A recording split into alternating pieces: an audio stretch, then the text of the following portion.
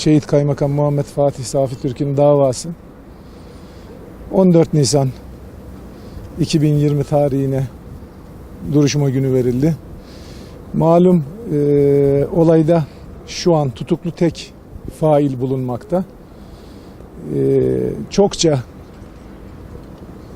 inceleme ve bulgular gerektiğinden dolayı süreç uzuyor.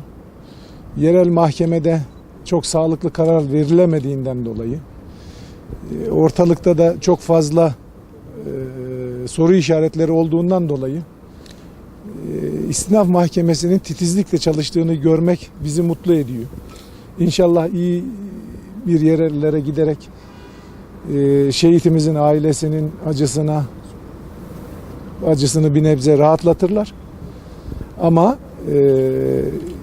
bu kadar büyük organize edilmiş bir eylemin failinin tek kişi olamayacağını mahkemede kanaatindedir. Bu kanaattedir sanki. Dolayısıyla bundan dolayı bilgilerin, bulguların daha sağlıklı bir şekilde toparlanması istenmektedir. Biz de malum duruşmaya 4. yılında devam ediyoruz. Gönlümüz bir an önce faillerin yakalanmasını. Çünkü bu olay çok dillenmiş bir olaydı. Ortalıkta bu suikastın yapılacağına dair yapılmadan evvel birçok bilgi ve bulgular vardı. Sıkı bir şekilde, hızlı bir şekilde çözüleceğine inanmaya başladık. İnşallah çözülecektir. Ajanslara ve yerel basına teşekkür ediyoruz. Başınız sağ olsun.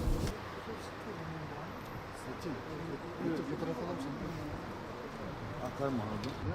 Orada neredeyse yani bir şey propagandası yap. Fotoğraf.